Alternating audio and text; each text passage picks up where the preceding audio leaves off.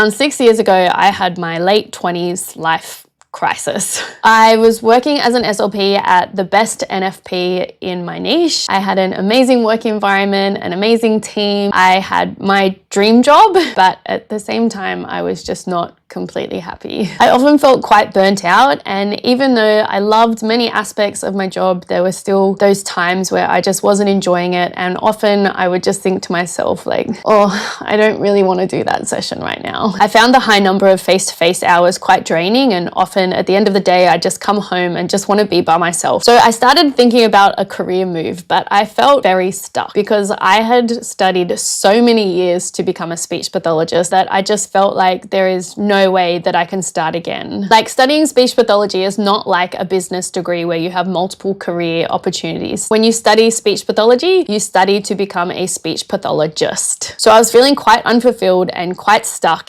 and I just knew that I couldn't keep going on like that. So with the support of my family, I was able to pick out the aspects of speech pathology that I really loved. And these were things like assessment. So I loved the puzzle, I loved the problem solving, I loved figuring out what was going on. I loved treatment planning.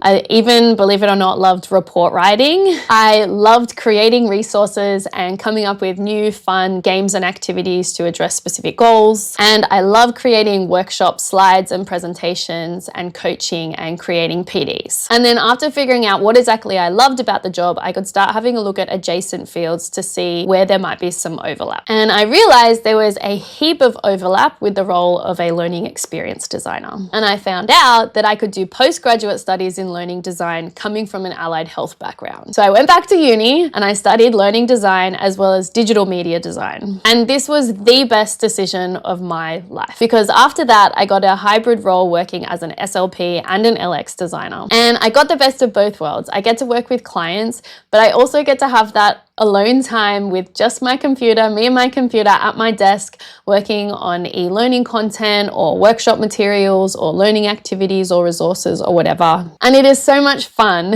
And I know that having my SLP background is such a valuable asset in the industry because there are so few of us. So if you're an SLP and you're really struggling with some of the things that I was struggling with, or you really enjoy creating educational content, then you might want to check out LX Design as a career option. It's been an amazing move for me, and I'd be happy to answer any questions.